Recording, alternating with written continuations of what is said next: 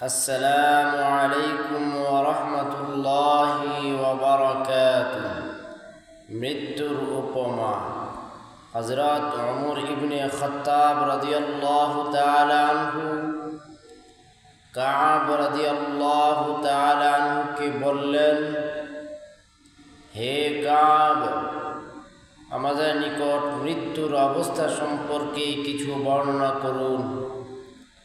হযরত কাব রাদিয়াল্লাহু তাআলা আনহু বললেন, মৃত্যু কণ্টকাকীর্ণ বৃক্ষের ন্যায়, যা মানুষের পেটে প্রবিষ্ট করানো হয়েছে এবং সে বৃক্ষের কাঁটাগুলো শিরা উপশিরায় জড়িয়ে গেছে। তারপর কোনো বলিষ্ঠ ব্যক্তি তা টেনে বের করল, ফলে তা শরীরের চামড়া গোশত কেটে ছিঁড়ে বেরিয়ে এলো। মৃত্যুর উপমা এ ধরনের।